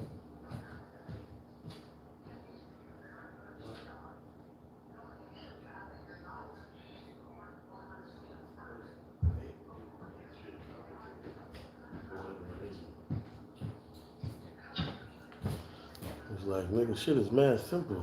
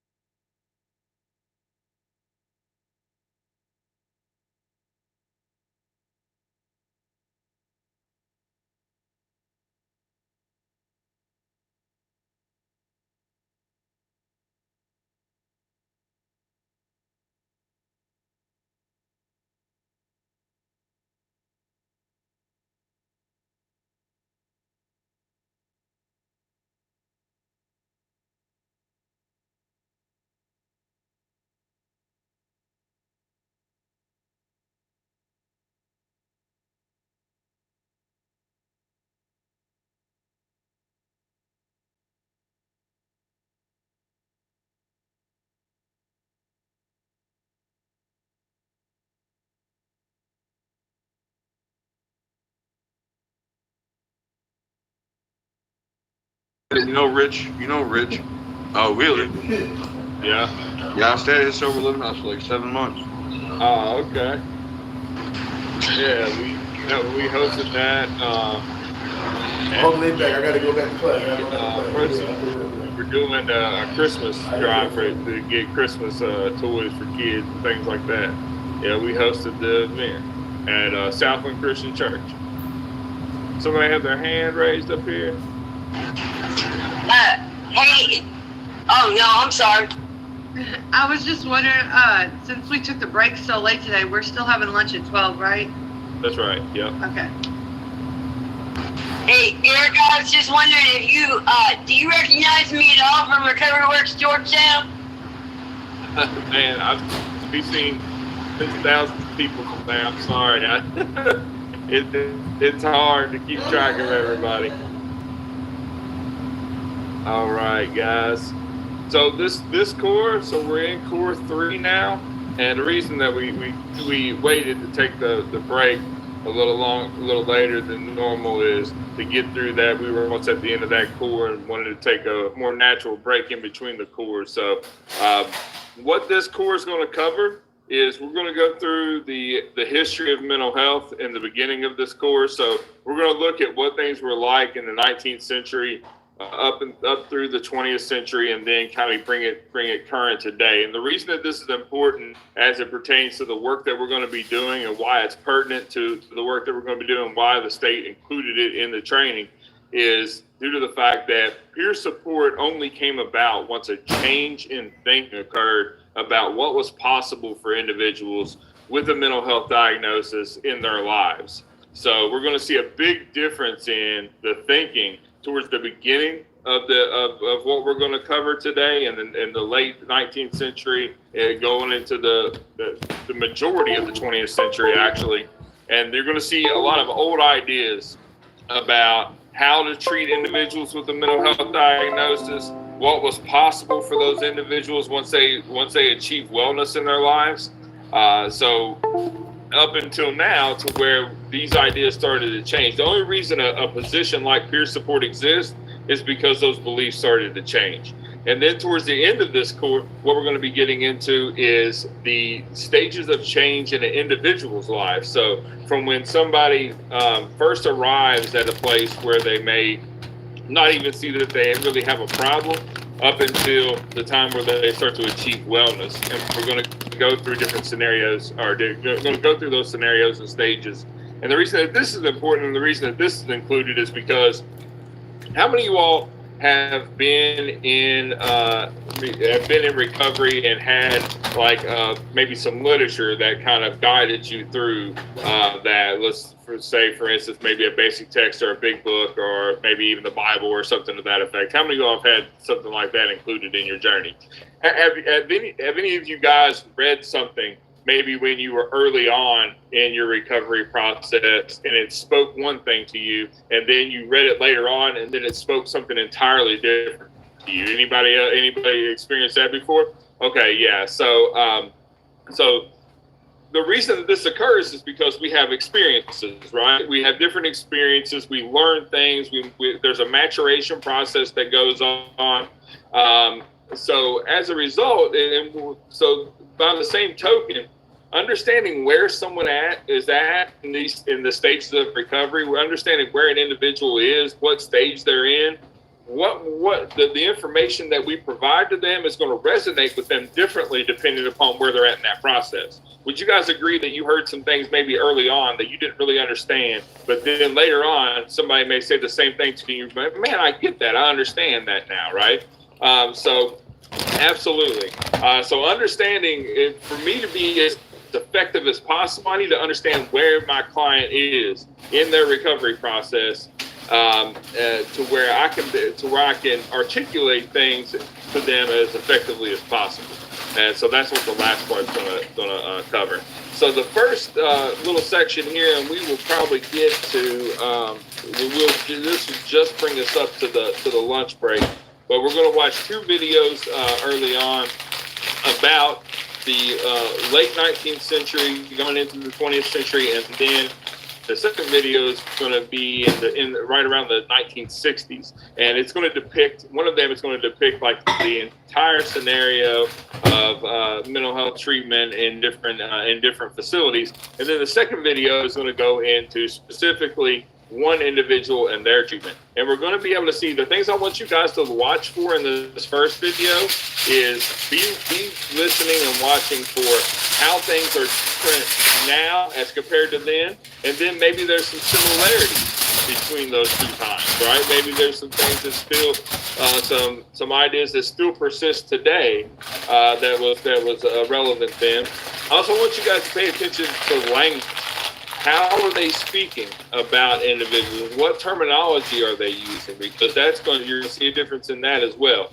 And then finally, and then any other points that you guys that find interesting, we can discuss those as well. But what I want you to look for lastly is the reason that individuals are being committed to asylum. What is the catalyst for, or what is the reasoning for these individuals being committed? Because you may find some similarities and differences in that realm as well. So I'm going to also when the first video that we did was in Vimeo, there wasn't really I didn't find a way to put the subtitles up, but on these videos I will be able to put the subtitles up. So again, these are kind of older videos. So make sure that you have your volume up. I'll do everything on my end to make it as legible to you as possible.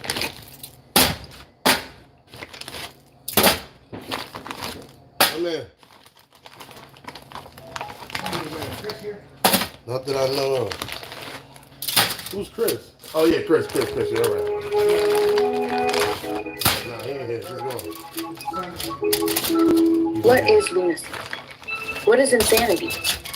In the 19th century, many tried to answer these questions. Some thought lunatics were people who lacked reason, or were conscious of their surroundings. Others believed lunacy occurred when blood wasn't reaching the brain. There were those who even said that when lunatics were violent, it was just nature's way of releasing excess energy. Perhaps the best definition comes from Dr. William Neville, who wrote that insanity was a generic word applied to functional derangement of the brain under extremely diversified and often even opposite behaviors. Regardless of the definition used, we know that the insane were sent to asylums. In France, a law was introduced in 1838 which allowed for the committal of the insane by their family or by prefects. In New York, in 1866, laws were passed that required that an insane person be sent by the family members to a state mental asylum. Asylums were supposed to treat and cure the insane through medical and moral treatments. But what happened behind closed doors? Look at the women committed to these asylums. The asylums contain women who have dared to question and disagree with the husbands of the Christian ideology. Women whose families thought they had expressed too much, little too little. They had all challenged social norms through their actions or mere presence. Not only that, but the asylums frequently abused their patients, beating and ripping. Investigations found patients living in squalor, naked and chained in rooms. What were these asylums meant for then? Were asylums supposed to be treating the insane, or silencing those who challenged the status quo? Although there had been ways to handle the insane for centuries, asylums only came into existence in the 1800s. According to Sir William Charles Ellis, who ran county asylums for over 20 years and was knighted for his work, in England in 1838, there were 12,668 impoverished lunatics and idiots, and at least 10,000 insane people. We can recreate Hanwell, an asylum in Middlesex, from his treatise on insanity and the management of asylums. County asylums usually contain both men and women, placed in two different sections of the asylum. Men were treated and examined by the physician and house surgeon. For women, it was the matron and the surgeon's wife or a trained female physician. The patients had sleeping apartments at least 8 feet 6 inches long and 6 feet 9 inches wide, where they would sleep without clothes, and if epileptic, restrained so that they could not injure themselves. During the daytime, patients received medical and moral treatments. Ellis wrote that the most essential ingredient is constant, never tiring, watchful kindness. As the century went on, patients began to be employed within the asylum. Men often were taught some type of mechanical labor, such as shoemaking, while women made clothing. Patients made the beer and bread and helped with the laundry. Ellis wrote that it gave meaning to their lives, as well as teaching them skills for life after the asylum. Out of the 612 patients in Panama, 454 were involved in work. The other 148 were mostly fatuous or physically unable to work. The few who were unwilling to work would be given no indulgences, such as beer. From 19th century advertisements, we also have information on a private asylum for upper-class women, Elms Courthouse. Compared to county asylums, private asylums had far more space for each patient, and the Elms Courthouse included sitting rooms, parlors, and even an aviary for foreign birds. These women would never work. Instead, they did calisthenic exercises, a type of rhythmic movement. The women would be treated with gentility and kindness befitting their station, to remind them what it meant to be a lady. But on closer examination, one can see the stigma, which was attached to madness. The house's name avoids words like lunatic and asylum, and instead describes itself as a house for the nervously affected, and a place for ladies laboring under affections of the mind. The reviews emphasize its seclusion, and that only the immediate attendant would know the full details of the lady's illness. The ground map specifically mentions the 14-foot high brick wall, which would surround the whole island, blocking anyone from viewing into it. Any behavior which would threaten the family name would be silenced within these walls. What afflicted the people who were committed to these asylums? Ledgers from asylums can give us a clue. They had head injuries, epilepsy, convulsions. In an ideal world, the basis for their committal would be insane behaviors and mannerisms. But the records of why women were committed show that other reasons often had a social or political narrative. I was studied into the cause of her disease of the nervous system, and so far as I can judge, it was caused by her disregarding the laws of her nature as a woman. If women would have resolution enough to be quiet at such times as nature and reason both dictate, they would be relieved of a vast amount of suffering, which is inseparably connected with us trifling with this law of our nature. One analyst claimed that male psychiatrists detected signs of mental illness when women acted in a way that did not embody female domesticity. According to another source, marriage diminished susceptibility to mental alienation for women.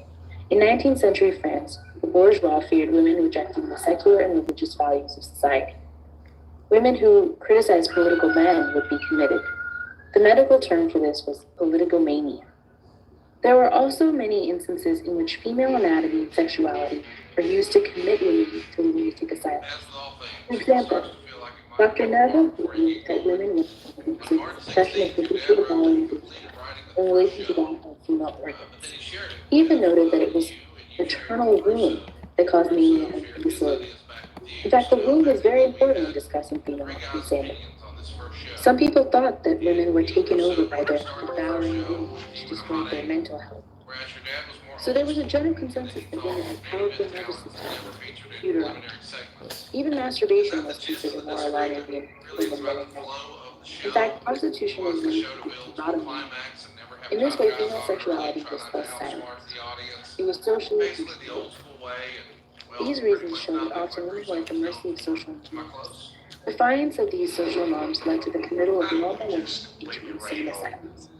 Now let's take a look at the conditions and treatment within the asylum. Remember, I just came from Nitro. Unfortunately, not all asylums were morally accurate. Reports of neglect and abuse, often delivered by investigative exposés of undercover journalists, were common in state asylums that housed criminals or patients labeled incurable and beyond hope of rehabilitation. Bad economic terms were especially unfortunate for the mentally ill, as they were generally considered least deserving when it comes to appropriate tax dollars. Women who were committed by their husbands as an alternative to divorce often became even more unbalanced during their stay. Nellie Bly, an undercover journalist who stayed 10 days within the Black Hills Island insane asylum, had this to say about her treatment. Expecting to his insanity prevailing this treatment. He is a class of women said to be cured. I would like an expert physician who are condemning me for my action, which has proven their ability to take a perfectly sane, healthy woman, shut her up, and make her sit from 6 a.m. until 8 p.m. on straight backbenches, do not allow her to talk or move during these hours, give her no reading, and let her know nothing of the world or its doings, give her bad food and harsh treatment, and see how long it will take to make her insane. 2 months would make her a mental and physical wreck. Penniless people and those of common nature were often kept in cold and gloomy rooms, not much more comfortable than prison cells.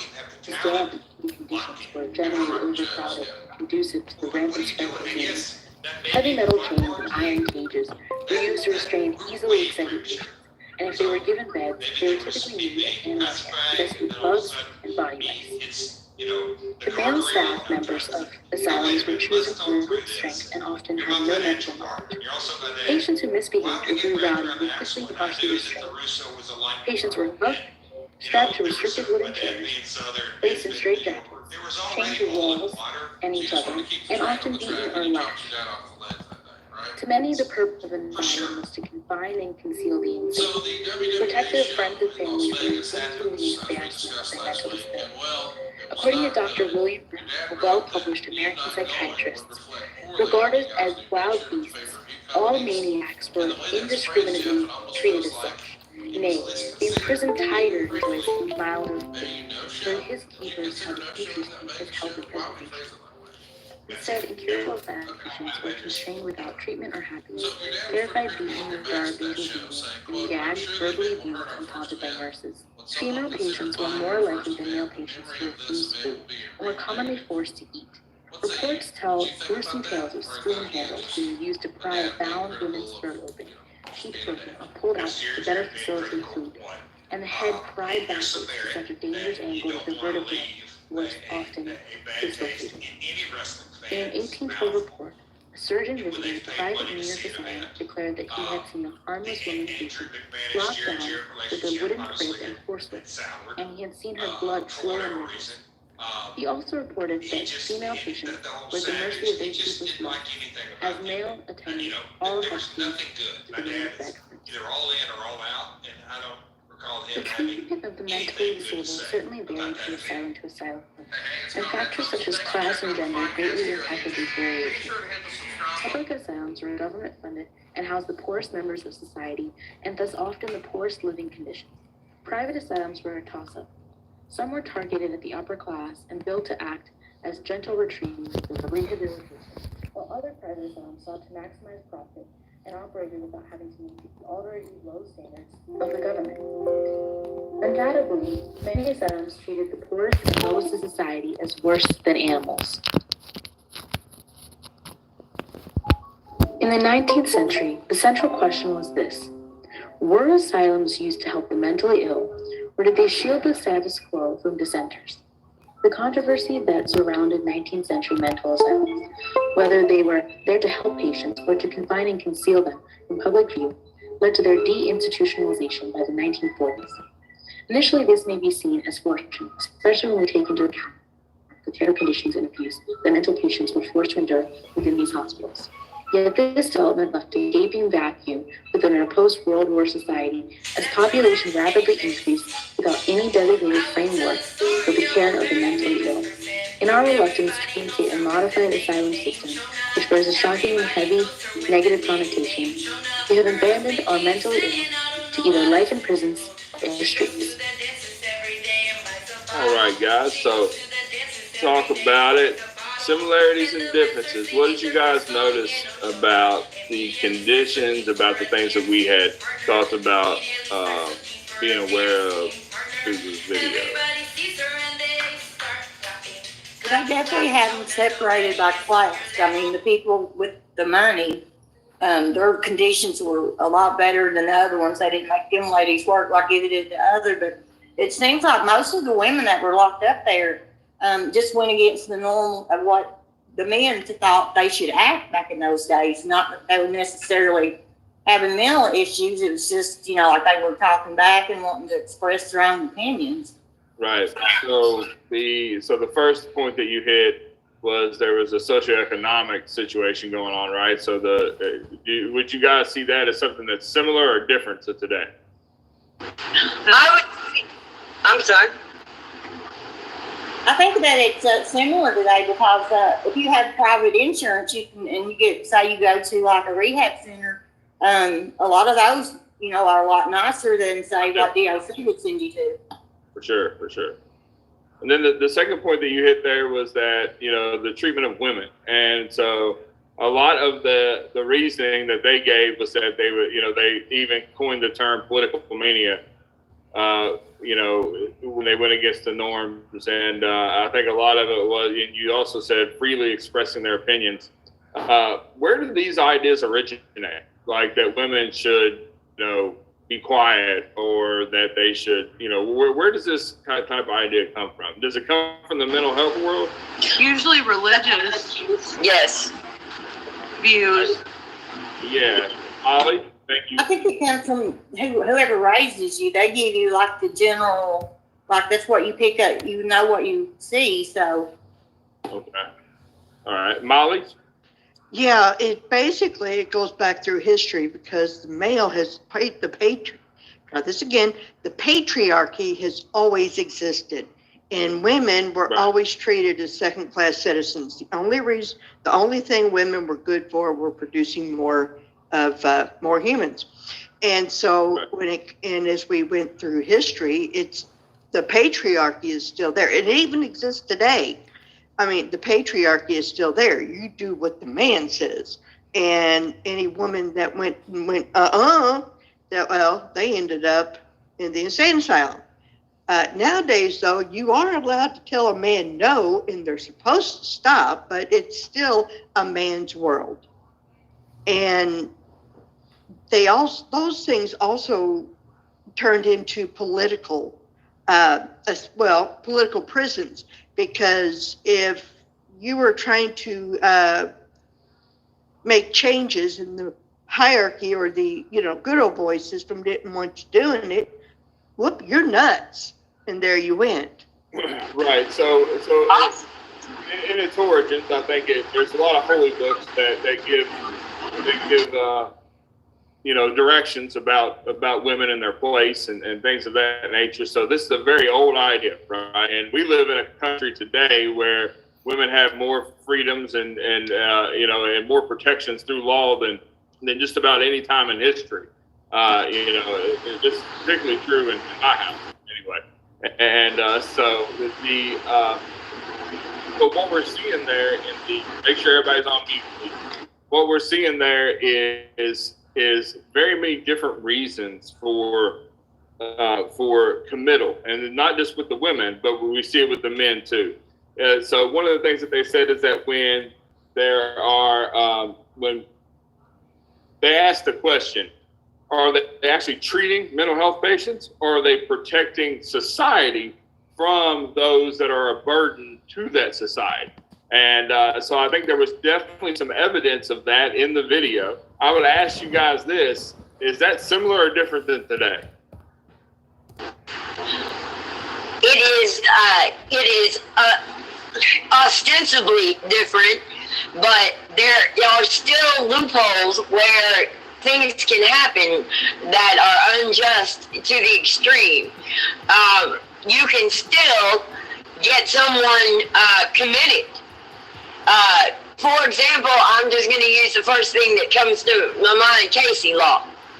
Any old person can say, I care about this person, and they are deeply in trouble with drugs, and take out a Casey law on them if they're willing to pursue that. Right. And that could be not even a bit true, and yet it will be enforced. Yeah. Is someone in a car?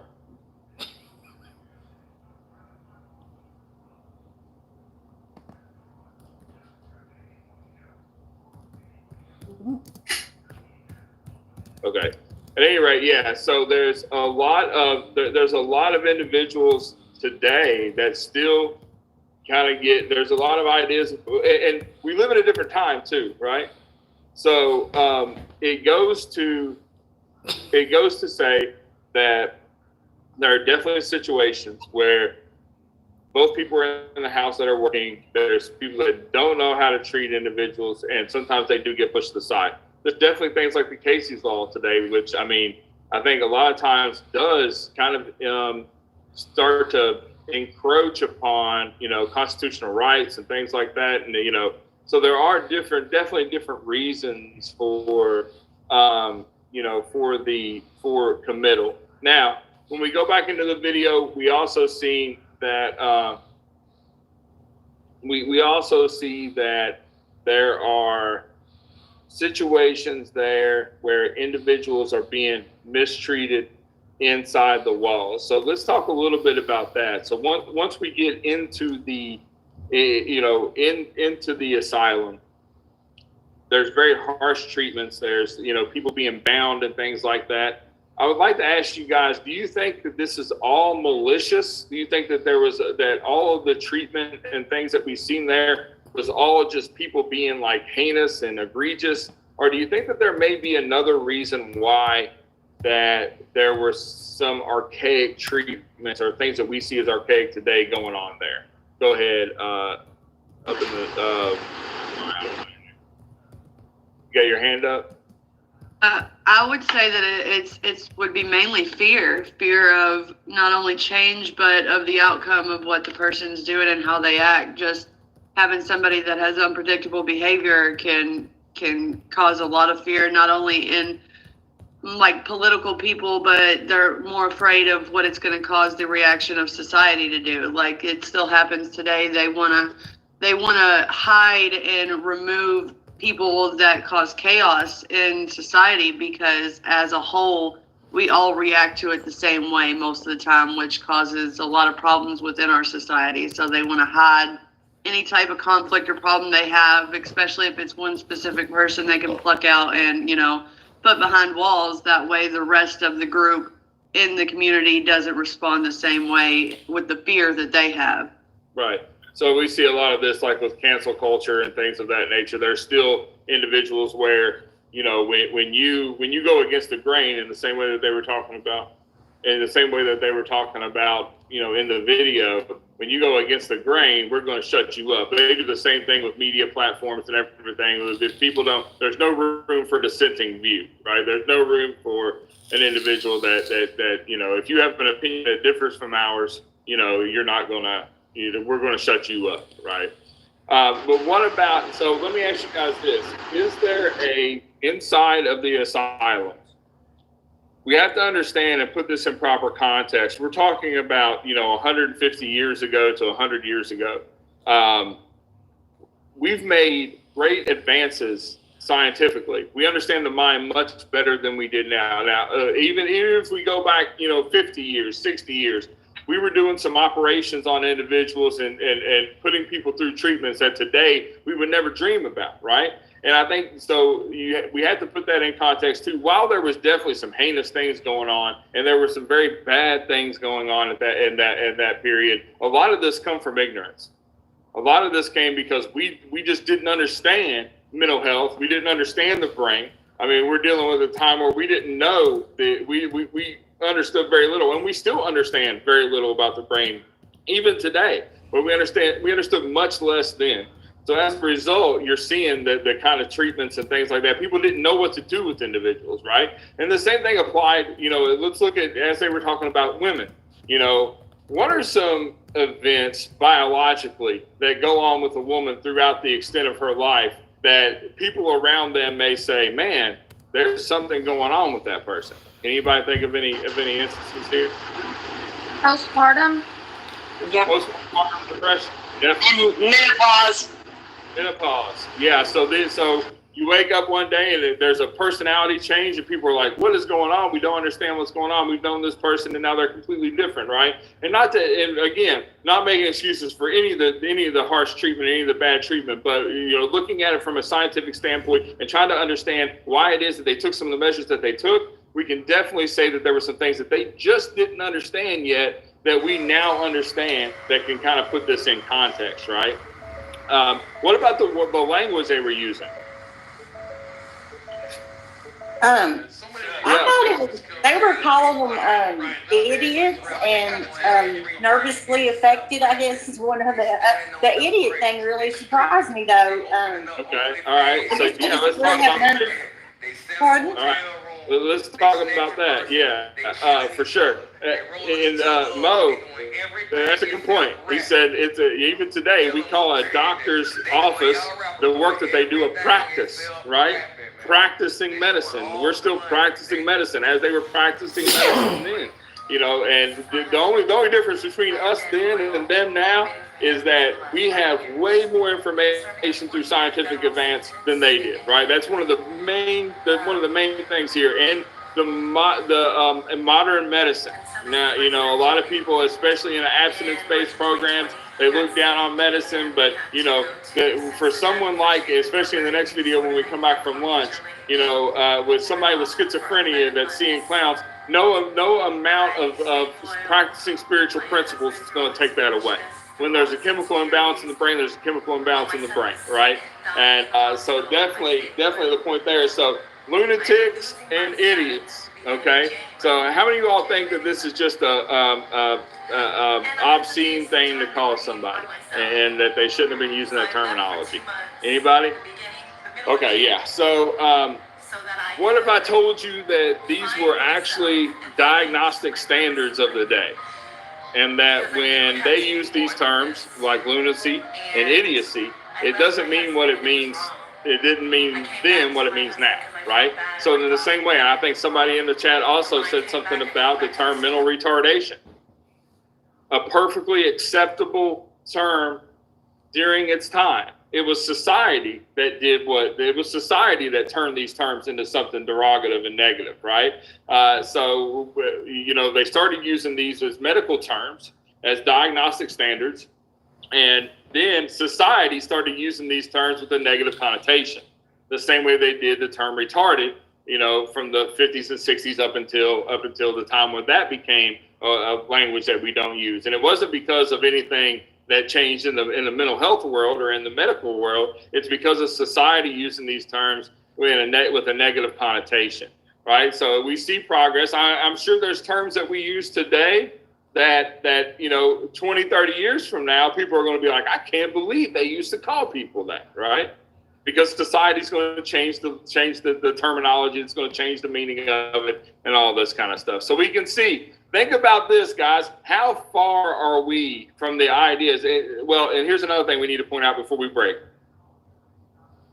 Was there any, according to the video that we just seen, and the individuals that was treating the individuals, and some of the quotes from the people that was treating the individuals, and the overall atmosphere there, how much hope do you believe that the medical profession at that point had as it came to recovery as we know it during that day?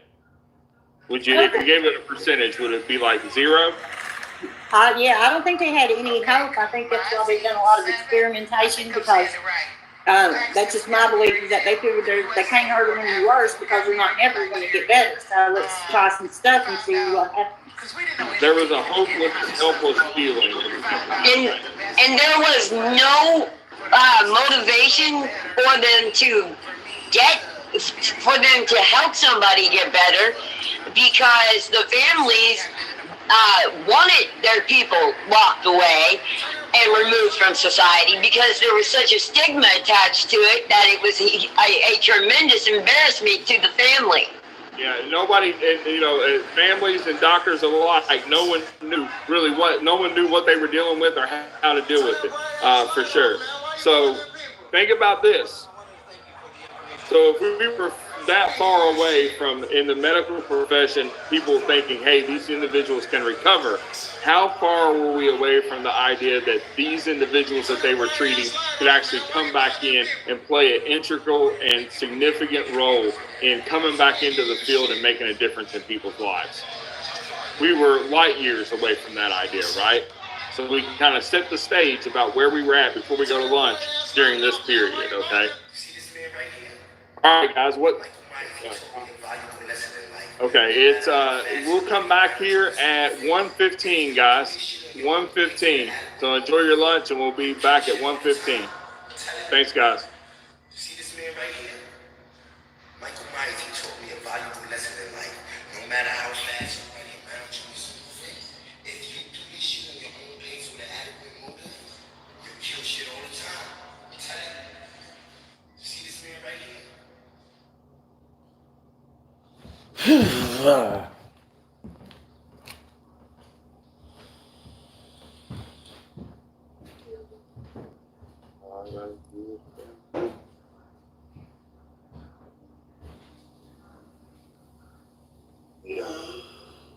I thought I had it, but the volume was off. Gotcha.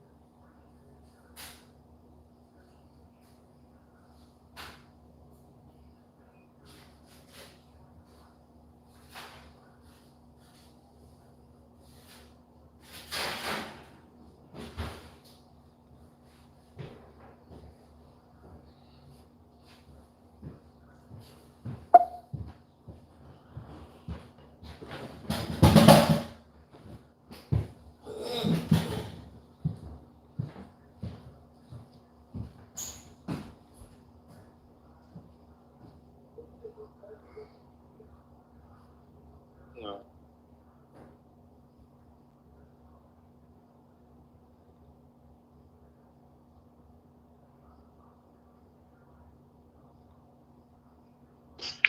Hey, I have a quick question. You said we can we can't turn our video off, or is it okay to turn it off during lunch break? Yeah, you can turn your video off during lunch break. Yeah, just anytime we're doing going over the curriculum, then you need to have it on and pointing towards you. You're doing fine though, Dr. J. Can you hear me? Yeah, I forgot. I left mine off during the break, and I forgot to turn it back on. Apologize about that. No problem. Okay, yeah, I heard you. Israel's fine. Yeah, you're good to turn it off during lunch. Yeah.